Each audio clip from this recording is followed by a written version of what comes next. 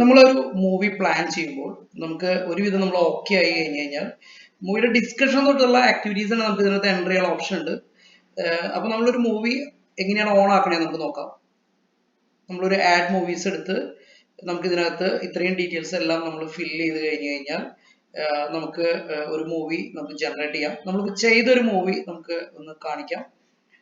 ഇതൊരു സാമ്രാട്ട് എന്ന് പറഞ്ഞിട്ട് ഒരു മൂവിയാണ്. ഇതിന്റെ ഡീറ്റെയിൽസ് എല്ലാം കാണാം. നമ്മൾ നേരത്തെ അതുപോലെ ആഡ് ചെയ്തതാണ്. ആ മൂവി ഒന്ന് ഓപ്പൺ ചെയ്യാം. മൂവി ഓപ്പൺ ചെയ്ത് കഴിഞ്ഞാൽ നമുക്ക് ഒരു A to Z ഒരു 360 ഡിഗ്രിയിൽ നമുക്ക് ഒരു മൂവിയുടെ എല്ലാ കാര്യങ്ങളും നമുക്ക് ഇവിടുന്ന് ഹാൻഡിൽ ചെയ്യാം. സ്ക്രിപ്റ്റ്, ക്രിയേറ്റീവ് ടീംസിന്റെ സെലക്ഷൻ, ആ ടീമിനെ നമുക്ക് എപ്പോ വേണമെങ്കിൽ നമുക്ക് കാണാം. അവർക്കുള്ള ടാസ്കുകൾ, അസിസ്റ്റന്റ് ഡയറക്ടേഴ്സ് നമ്മുടെ ടീമിലുള്ളത്, അവരുടെ ഉത്തരവാദിത്തങ്ങൾ, അവരുടെ റെസ്പോൺസിബിലിറ്റീസ് ആൻഡ് അവരുടെ ഡ്യൂട്ടീസ് നമുക്ക് ഇതിനകത്ത് ഷെഡ്യൂൾ ചെയ്യാം.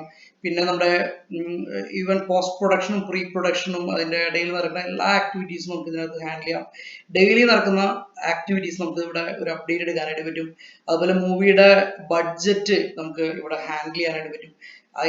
അതുപോലെ മൂവീസും നമ്മളിട്ട ബഡ്ജറ്റും അഡീഷണൽ എവിടെയെങ്കിലും കൂടുതലായിട്ട് വരുന്നുണ്ടെങ്കിൽ അതിന്റെ ഒരു crisis management, cost accounting management, ഇതെല്ലാം ഇവിടെ നമുക്ക് വരുന്നുണ്ട്. ഇനി നമുക്ക് സ്ക്രിപ്റ്റ് ഒന്ന് ഓപ്പൺ ചെയ്തിട്ട് നമുക്ക് മൂവിയുടെ സ്ക്രിപ്റ്റും സീൻസും അതിന്റെ ഡീറ്റെയിലിങ്ങിലേക്ക് കിടക്കാം. സ്ക്രിപ്റ്റ് ഒന്ന് ഓപ്പൺ ചെയ്യാവോ? സ്ക്രിപ്റ്റ് ഇതാണ് നമുക്ക് ടോട്ടൽ സ്ക്രോൾ ചെയ്ത് ഇത്ര നമുക്ക് ഏകദേശം 20 സീൻസ് ഉള്ള ഒരു മൂവിയാണത്. സാമ്രാട്ടിൽ 20 സീൻസ് ആണ് നമ്മൾ സെറ്റ് ചെയ്തിരിക്കുന്നത്.